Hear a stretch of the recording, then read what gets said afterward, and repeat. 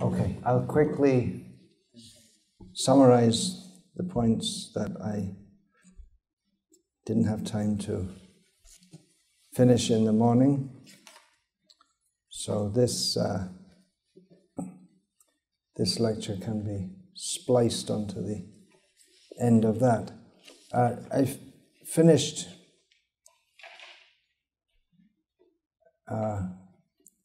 with the question that why offer Brahminical initiation at all to Vaishnavas if they are more than Brahmanas? What's the point? This was done by Srila Bhakti Saraswati Thakur just to demonstrate the point that Vaishnavas are not less than Brahmanas. Because at that time, Vaishnavas in Bengal had a very bad reputation due to misuse and misinterpretation of Sri Chaitanya Mahaprabhu's teachings. So to demonstrate that Vaishnavas are at least as good as Brahmanas. Actually, they're more, but people tend to respect Brahmanas. So that's another point. That people would, if they respect Brahmanas as teachers. Gaudiya Math was a preaching institution. And teaching of Shastra is meant to be done by Brahmanas. So, by initiating them as Brahmanas, Bhaktisiddhanta Saraswati Thakur, his idea was to engender the respect that is required for people to hear those who are speaking on spiritual knowledge. Another point is that for worship of deities in temples, there should be one should be inducted as a Brahmana. So for all these reasons, he gave Brahminical initiation.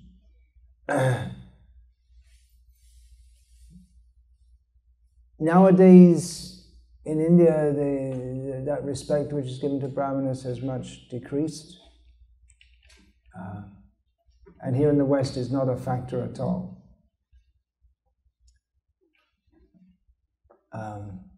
So that giving of Brahminical initiation doesn't serve the purpose of increasing the prestige of a Vaishnava. A Vaishnava doesn't personally care about prestige. In fact, doesn't want it at all, but for the sake of service, he can accept it. I, with my ever critical eye, some may say, observe that often in ISKCON we see that devotees, they want Brahminical initiation for the sake of prestige among the devotee community. If you're not Brahmin initiated, you're nowhere. So if you get initiated, Harinam initiation, you're somewhere. But you really have to be a Brahmin, and then you're really there. That idea for prestige. So this is nonsense, and I don't give Brahminical initiation just to satisfy people's non-devotional desires and aspirations. In fact, if anyone has such an aspiration, it's a very good reason not at all to give them Brahminical initiation. If they think, I will be better respected by doing so, not just for the sake of personal prestige. It means they're not even a Vaishnava, what to speak of being a Brahmin. Vaishnava maybe, yes, Vaishnava Prai, almost a Vaishnava, a very neophyte level, if one is interested in that. Another reason I'm not I don't give Brahminical initiation very much, actually. Most of my disciples, even some of them 10 years, 15 years initiated, they're not Brahminically initiated. What's the reason for that? Well, toward the end of his manifest presence in the world, Srila Prabhupada repeatedly said this: don't give Brahminical initiation to everyone. First of all, see if they are actually living as Brahmanas, because we want to establish Varnashram society. Varnashram society is a material arrangement. that is favorable for making a situation in society suitable for spiritual advancement. It's not in and of itself important, but it's important in as much as it forms a background for practicing Krishna consciousness. And a Vaishnava is already above the position of a Brahmana.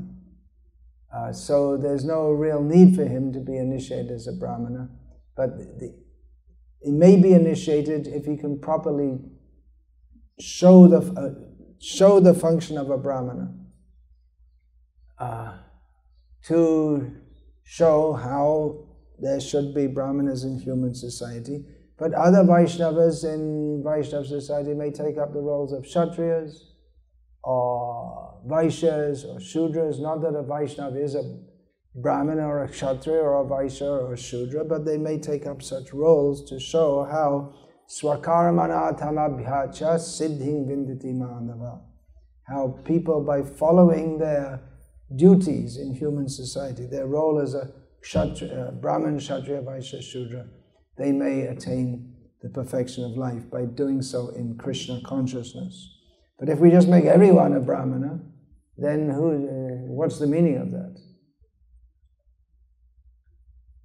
Hare Krishna. I suggest this gentleman sitting here, please, you can sit on this side with all the other men. There's no meaning to that if you just say everyone's a Brahmana. Yes, a Vaishnava is a Brahmana, more than a Brahmana. But if we are to establish Varnashram society for the benefit of humankind, then just to label everyone as a Brahmana becomes confusing, which is why I don't give Brahminical initiation to those who are being employed, and maybe even not to temple devotees if they're not engaged in activities, Brahminical activities. Now there's another whole question of Pancharatrika initiation, which I won't get into here. I've discussed it many times. They can be those who are to be initiated as Brahmanas, they should be engaged in preaching, teaching, or deity service, which includes cooking. They shouldn't be engaged in earning money by employment, which means those who are going to take Brahminical initiation today, no employment. If now you're all living as brahmacharis, that also, the term brahmachari is adjusted for the Western world. Brahmacharya is generally boys, young boys. And then one may be a lifelong brahmachari after that. So you're more like that, except there was a period in your life when you weren't brahmachari. So it's not traditional. Anyway, we use that term. But if you are to marry in future, there's no bar to getting married. Generally, I don't recommend it for brahmacharis if you're in that happy situation of having nothing else to do but serve Guru and Krishna. Your path back to Godhead is very easy. But if you find it's not very easy due to various attachments or whatever, or you may be in a situation like Priyavrata, who didn't want to marry, but he was told to marry so he could conduct administrative duties. That may happen also. So if you do marry, don't get a job. Then you can move to a farm community or stay in full-time devotional service. Don't get sidetracked or work with devotees in doing. Srila Prabhupada, for householders, he had some ideas how with a very small crew, they could organize restaurants and they wouldn't have to work very long. They could make good living and sufficient income and distribute prasadam and at the same time not become a not come to the situation of bifale shevinu kripana durajana chapala shukalabala gire, that they're serving some rascal materialist. They don't have to do that. Those who are being Brahminically initiated, they should keep their shika also throughout their life. I cut my shika at one point, and I was stationed in Bangladesh, and at that time it was necessary for service. So it may be there may be occasions, but then if you're not working for some materialistic rascal, then there's no need to. So keep it. Actually, every devotee should keep a shika, but some feel the need to in their works. Actually, some years ago, in Srirangam in South India, one of the two major centers, actually the major center of the Sri Vaishnava Sampradaya, I met a young boy. Young boy means he was in his late 20s, I guess. In India, they're still boys, especially if they're not married. He was chanting very beautifully Divya Prabandham for the pleasure of the Lord. They had him do it in one festival which I attended. Later I asked about him from his uncle, who's also initiated by me. And he said now he's in America. He's working in some software company. He doesn't want to, but he's obliged to by family necessity. So then later I asked about him, and he's working in Bangalore. And his uncle told me at that time that when he was in America, he could go to work with his shika and Vaishnav tilak. No one said anything. When he came to India, he said, no, can't do that. Get it off.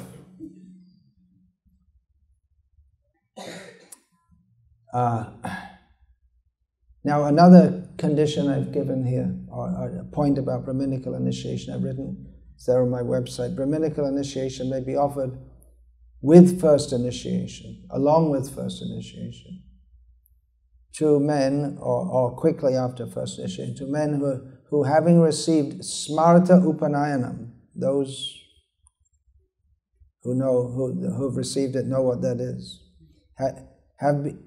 who having received smarta upanayanam have been regularly chanting Gayatri Japa. In other words, they're already chanting Gayatri, the Brahma Gayatri mantra,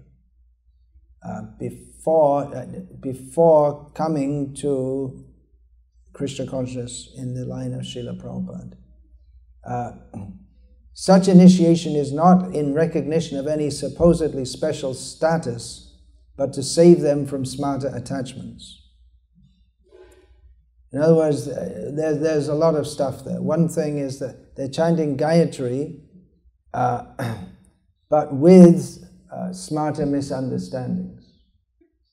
So we can, in such a case, I may give Gayatri initiation. We may say, well, they already got it. No, they didn't get. They got Gayatri, illusory Gayatri, to maintain one's attachments in this material world, or maybe with some idea of ultimately attaining moksha, although most caste brahmanas in India are much more interested in going to America than attaining moksha. Isn't it? There are so many caste brahmanas here in Seattle. If they wanted to, they could be sannyasis in India. They didn't have to choose this path, but they chose it. So the idea of chanting Gayatri and the whole thing that goes, some of them actually do chant 3 times a day, even in America, some of them. But they're not able to do their full sandhya vandanam. And actually, traditionally, they would have been ejected from although they think of themselves as brahmanas, they would have been ejected from Brahminical society. To go to America, anyway, you're finished. As soon as you cross the ocean, then you're ejected from Brahmin society. To cut their shika, then you're ejected. In fact, if you are ejected from Brahmin society, they'll cut your shika off for you. And working, taking a job, having an occupation, especially working for meat eaters and lechers, in all ways they're disqualified. But still there's some idea, I'm a Brahmana, and that can be also another obstacle in fully accepting Krishna consciousness, some idea of superiority. Now there may be some good things also, if they, by thinking I'm a Brahmana, they want to remain a vegetarian, at least a vegetarian, or they appreciate the chanting of Vishnu's names, even if their understanding of the chanting of Vishnu's names is all mixed up with Mayavad concepts. There's also that, so in other words, they require a thorough re-education. They may already know so many things. If they're actually have some kind of Brahminical, and many of them do have Brahminical culture, which is one reason why they're attracted to Krishna consciousness. They see there's something here which they're attracted to. So they're pious people. Yeshang tvantakatang papang jananang punya karmanang. So in previous lives and in this life they're performing pious activities, but tedvanva moha nirmukta, they're not freed from the dualities of delusion.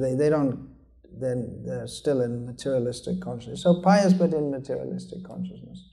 So the spiritual consciousness should be given to them, whereby they can bhajante mangjaravrataha, they can fully take to Krishna consciousness. So in some ways there's great advantage to being born in a Brahmana family. In some ways there's disadvantage to being born in a Brahmana family and following the Brahminical principles, even at the level which most Brahmins who are following follow. That's still some advantage, although the level that most Brahmanas who follow today follow, by only following at that level, traditionally they'd also be thrown out of Brahmin society. They wouldn't be allowed to worship deities in temples or any such thing. So there are advantages and disadvantages. Krishna says in Bhagavad Gita, is a famous verse among followers of Srila Prabhupada because he quoted it so many times. Manghi parthavya pashritya yepi syuf papa yoneyaha striyo vaishas tatha shudras tepi yanti param gatim. Even if one is of sinful birth, or woman, Vaishya or Shudra, if one takes full shelter in Krishna, Krishna says he can attain the supreme destination. The verse after that, King Puna Brahmana Punya Bhakta Raja Shayastata Anityamasukham Lokam Imam Prapya Bhajasva Nam. Then what to speak, Krishna says, of those who are pious Brahmanas and Kshatriyas who are my devotees, who in this miserable and temporary material world take to the worship of me. In other words, they are expected, they have a better opportunity. Krishna says, even those who are considered fallen and sinful, if they take shelter in me, they can come to me, they can attain the supreme destination. Then what to speak of those who have a pious background? So it's an advantage. The tendency to memorize Gita shlokas, actually this tendency to memorize Gita shlokas among South Indian Brahmanas is not solely due to, but has a lot to do with Swami Chinmayananda. Is it? What do you think? South Indian Brahmanas? He encouraged that with competitions, although Bhagavad Gita is not the subject of competitions. It's on Kurukshetra there was no competition of learning Bhagavad Gita shlokas. But yeah, he's encouraged that. So they have a taste for chanting Gita shlokas, and they get all mixed up with his bogus philosophy at the same time. So it's a mixture, good and bad. But I may give, sometimes I give both Harinam, usually or often if they're from South India, especially South Indian, because in North India the Brahmanas, in general, most of them don't follow anything. They don't follow anything. Okay, all right, so now I'll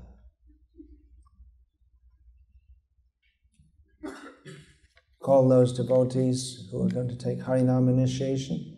Those who are to be Brahminically initiated, they can come and see me after 4 o'clock to bring your thread, and that time I'll give the mantras. Those who are to be initiated, Harinam initiation, I'll call your name, then you come forward, offer obeisance to Srila Prabhupada and all the deities, and then come and offer obeisance to your initiating guru, namely myself. And yeah, then I'll ask you, what are the 4 regulated principles? How many rounds to chant? And then I'll give the name and beads. So that's fairly simple. Okay, so first of all, I'm calling Ashim.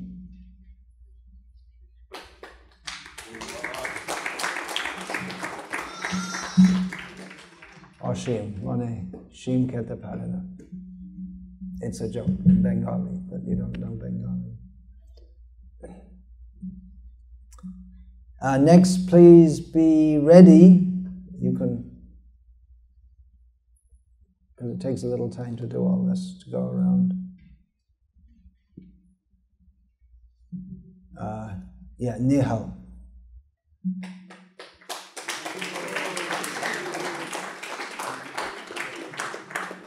One thing is, I'm giving names that Srila Prabhupada gave to his disciples. I'm mostly doing that nowadays. So all the initiates today will get a name of one of Srila Prabhupada's disciples.